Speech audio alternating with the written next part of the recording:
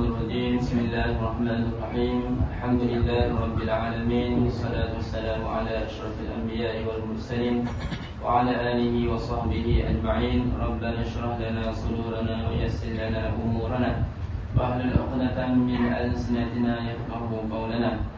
Alhamdulillah, summa alhamdulillah. Allah masih panjangkan umur kita dapat kita bertemu pada malam ini. Dan insyaAllah sama-sama kita menunaikan salat tarawih, dan juga insyaAllah kita ada tahlil. Lepas pada tarawih kita buat sikit tahlil insyaAllah. Jadi tuan-tuan dan Allah SWT, Allah SWT berfirman dalam Al-Quran, وَلَقَدْ نَصَرَكُمُ اللَّهُ بِبَدْرٍ وَأَنْتُمْ أَذِلَّةٌ فَاتَّقُوا اللَّهَ لَعَلَّكُمْ تَشْكُرُونَ. Sadaqallahul Azim. Allah Subhanahu wa taala memberikan pertolongan. Walaqad nasarakumullahu bi Badrin wa antum azinnah. Allah Subhanahu wa taala memberikan pertolongan kepada tentera Islam wa antum azinnah, sedangkan dalam keadaan tersebut tentera Islam ini amatlah sedikit. Fattaqullaha la'allakum tashkurun. Jadi tuan-tuan yang Allah SWT, dengan masuknya bulan Ramadan, sekali kita masuk dalam bulan Ramadan, maka tidak kita lupa peristiwa besar yang berlaku adalah peperangan Badar. Bi Badrin, peperangan Badar. Yang mana kalau kita nak cerita perang Badar ni 1 jam tak habis. Kan? Tak habis, tapi kita cuba ringkaskan dan kita cuba ambil pengajaran daripada kisah perang Badar. Perang Badar berlaku pada 17 Ramadan, pada 17 Ramadan pada bulan puasa. Yang mana tercetusnya perang Badar, kaum umat Islam diusir daripada Mekah. Musyrikin Mekah mengusir dari Islam, maka berlakulah penghijrahan Nabi Muhammad sallallahu alaihi wasallam dakwah Islam daripada Mekah pergi ke Madinah. Maka dalam perjalanan pergi daripada Mekah ke Madinah, ada sahabat-sahabat, ada yang kaya raya, ada yang berharta, maka mereka tidak bawa semua harta dia. Sebab pada masa tersebut tidak ada pengangkutan yang besar, menggunakan unta sebagai pengangkutan utama. Maka pada masa tersebut sahabat bawa barang keperluan sahaja. 2 ekor kuda dan berapa ekor unta, 80 tak silap ekor unta, bawa untuk berhijrah daripada Mekah ke Madinah. Pergi dengan 2 ekor kuda saja. Kenapa? Sebab perjalanan adalah perjalanan hijrah, bukan perjalanan untuk pergi berperang. Sedangkan ada lagi kuda yang tidak dibawa.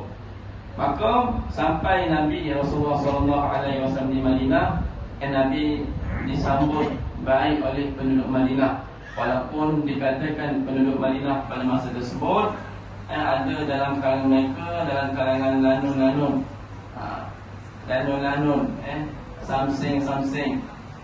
Kalau orang kata debek kan, orang yang debek ni, kalau orang sebelah kampung dia kenal sebut orang debek ni, orang debek ni nama dia. Kampung sebelah lagi pun kenal. Sebab apa? Dia ni orang yang samsing, lanun. Maka penduduk Madinah ni penduduk yang keras. Tetapi dengan kehadiran Rasulullah SAW, kaum Madinah menyambut baik kehadiran Nabi SAW, dan ramai di kalangan mereka memeluk Islam. Alhamdulillah, ramai kalangan mereka memeluk Islam. Maka ramai memeluk Islam, berlaku perdagangan perniagaan. Madinah pada masa tersebut sangat maju. Lalu Abu Sufyan yang berada di Mekah, kafir yang berada di Mekah, mereka lihat bahawa apa yang telah Muhammad lakukan, sedangkan Madinah pada masa tersebut belum jadi negara yang maju, negara yang tidak ada apa-apa. Datangnya Rasulullah SAW, perdagangan Madinah menjadi makin maju, barang menjadi makin mahal, market value naik. Contoh naik je bandar, naik bandar raya, naik. Jadi pada masa tersebut Abu Sufyan fikir bagaimana nak bawa balik orang yang berhijrah ke Madinah ini supaya balik ke Mekah. Dia fikir cara taktik. Lalu Abu Sufyan dia fikir-fikir, terdetik satu idea bahawa dia ambil harta orang Islam yang ditinggalkan di Mekah. Yang hijrah, orang Islam berhijrah, mereka meninggalkan harta. Lalu Abu Sufyan mengumpulkan orang-orang kafir Mekah, mengambil semua harta orang Muslim di Mekah, maka mereka bawa untuk diperdagangkan di Syam. Tengok tuan-tuan, Abu Sufyan yang dikenal Rasulullah SAW bersama dengan Rasulullah SAW pada masa kecil, tetapi memikirkan bagaimana nak menghalang penyebaran Islam dan juga Nabi Muhammad SAW. Maka pada masa tersebut, bila dia kumpul, Abu Sufyan mengumpul musyrikin Quraisy, pergi berhijrah, bukan pergi berhijrah, mereka pergi berdagang barang orang Muslim, bawa ke Syam dan melalui Madinah. Sampai di Madinah, orang Islam dia teliti balik harta-harta, rupanya harta-harta yang dibawa oleh musyrikin Mekah itu adalah harta-harta orang Islam yang ditinggalkan semasa orang Islam hijrah daripada Mekah ke Madinah. Maka pada masa tersebut mereka mengenal betul, confirm itu barang mereka. Maka berbincang dengan Rasulullah SAW, ya Rasulullah, bagaimana kita nak buat? Maka berlaku syura, perbincangan antara Rasulullah dan sahabat. Maka Rasulullah kata, kita akan jumpa Abu Sufyan. Kita jumpa saja, bukan kita nak berperang, nak jumpa, kita nak tuntut hak kita. Kalau ada lagi harta kita, kita akan ambil. Kalau harta kita dah habis, kita akan ambil keuntungan. Ambil keuntungan, maksudnya barang yang dijual itu kita akan ambil. Riwayat mengatakan bahawa harta yang dicuri oleh musyrikin Mekah pada masa tersebut adalah 50,000 dinar.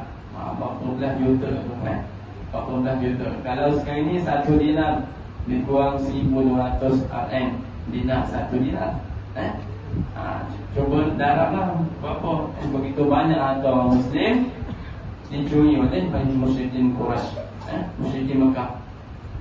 Bila berlaku perkara tersebut, maka Nabi nak jumpa dengan Abu Sufyan. Bila Nabi tunggu di satu jalan, tunggu Abu Sufyan, Nabi lalui jalan yang biasa pedagang lalu. Tunggu Abu Sufyan tidak sampai.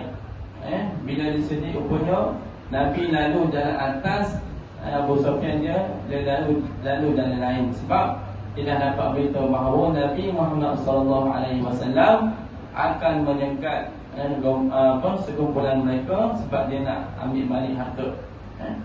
Lalu Abu Sufyan dah terlepas.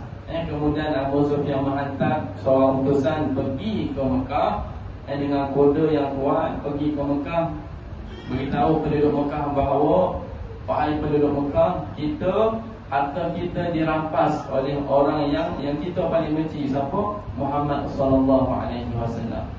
Maka pada masa tersebut Abu Jahal mengetuai rombongan musyrikin Mekah, lalu bawa tentera-tentera mereka. Berapa orang tuan-tuan? 1,000 orang tentera. 1,000 orang bawa tentera. Lalu bila mereka membawa tentera dalam perjalanan, dapat berita kepada Nabi Muhammad SAW, maka mereka berbincang bahawa bila orang kafir serang kita kena pertahankan diri. Maka mereka bersedia untuk berperang. Kaum muslimin, kaum kafir musyrikin Mekah, mereka nak berperang. Jadi dalam jalanan peperangan, umat Islam terlebih dahulu sampai di Badar. Itulah dinamakan Badar pada Kubra, nama tempat. Sampai di Badar, tentera Islam membuat sedikit perempatan. Lalu mereka mengambil arah yang ada air, sumber air, ada sumber air tenaga. Sebab kalau kita dah menguasai air, maksudnya separuh lagi kita akan menguasai peperangan. Itu taktik dia, strategi. Dia kena kuasai air. Lalu umat Islam dia buat penempatan. Lepas tu dia tengok tak ada lagi tentera kafir yang sampai ke Badar. Maksudnya orang Islam sampai dulu. Jadi tibanya waktu malam, Nabi Muhammad SAW menunaikan salat sunat. tiba-tiba datang dua orang budak datang kepada tentera Islam. Tentera Islam bila datang dua orang budak kecil, dia rasa pelik. Kemudian dia ambil budak kecil tersebut, dia tanya, kamu daripada mana? Aku daripada musyrikin Quraisy. Seorang lagi, kamu daripada mana? Kami daripada musyrikin Quraisy. Musyrikin Quraisy ni daripada mana? Tentera kafir. Lalu sahabat ni dia tidak cukup percaya. Betul ke kau daripada musyrikin Quraisy? Sahabat tak puas hati, dia tanya lagi, kau cakap betul-betul, kau daripada mana? Kami daripada musyrikin Quraisy. Seorang lagi daripada musyrikin Quraisy. Lalu sahabat ini marah kepada kanak-kanak tersebut. Nabi tengah solat pada masa tersebut. Selesai solat, Nabi Muhammad sallallahu alaihi wasallam pergi kepada dua orang budak tersebut. Nabi tanya budak tersebut, kamu daripada mana? Kami daripada musyrikin Mekah, Quraisy, musyrikin Mekah, daripada Mekah. Lalu Nabi kata kepada sahabat, kenapa sahabat kamu marah kepada budak yang bercakap benar? Kenapa kamu marah kepada budak yang bercakap benar? Memang betul orang itu daripada Mekah, daripada tentera kafir. Rupa-rupanya tuan-tuan, tentera kafir telah sampai ke Badar, tetapi mereka bersembunyi. Lepas berhitung, Nabi kata, okey, kita dapat idea. Nabi nak tahu berapa jumlah tentera kafir yang hadir untuk berperang. Maka Nabi tanya kepada budak tersebut, berapa orang yang datang bersama kamu? Budak tersebut kata, ramai. Ramai itu berapa? Ramai kami tak tahu. Lalu Rasulullah SAW tanya lagi, semasa kamu hadir dalam perjalanan, berapa ekor unta yang disembelih? Lalu budak itu jawab, 9 ataupun 10. Maka tahulah Nabi SAW bahawa tentera kafir pada masa tersebut adalah antara 900 ke 1000 orang. Sebab satu unta boleh untuk 100 orang. Maka dapatlah satu strategi bahawa mereka ni betul-betul ramai. Kaum kafir 1000 orang, tentera Islam pada masa tersebut, Muhajirin dan Ansar bilangan dia 313 orang. Maka pada masa tersebut umat Islam bermunajat kepada Allah SWT, memohon pertolongan kepada Allah SWT. Manakala tentera kafir ini dia bawa bala tentera dengan orang perempuan, bawa arak dan sebagainya. Sampai di Badar, mereka berhibur, minum arak, bermain perempuan, menyanyi-nyanyi dan sebagainya. Esok tiba peperangan Badar, mereka bertempur antara tentera Islam dan kafir. Tentera Islam, tentera kafir diketuai oleh Abu Jahal. Maka bila bertempur, maka tentera kafir kalah ramai yang mati. Tentera Islam hanya 14 orang sahaja yang syahid, pada masa tersebut. Lepas pada masa tersebut, lepas daripada peperangan tersebut, maka Abu Sufyan, Abu Jahal pun mati dalam peperangan Badar. Maka berlakulah kisah sedih, yang amat sedih berlaku pada penduduk Mekah. Ramai yang mereka hantar, 1000 orang, ramai yang mati dan ada yang menjadi tawanan. Dalam 313 orang itu bersama dengan, ada juga bersama dengan para malaikat yang yang Allah hantar untuk memberikan pertolongan dalam perang Badar. Sebab apa?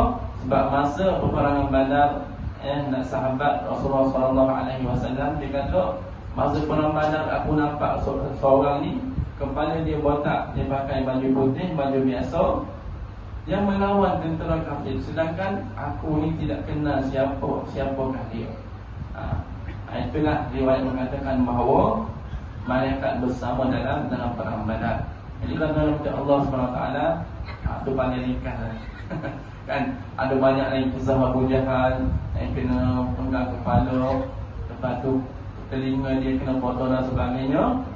Ada banyak lagi kisah peperangan Badar. Cuma untuk pengajaran pada peperangan Badar ini adalah umat Islam ini kita tidak berperang, kita tidak menggalakkan peperangan seperti mana dilakukan oleh Rasulullah SAW.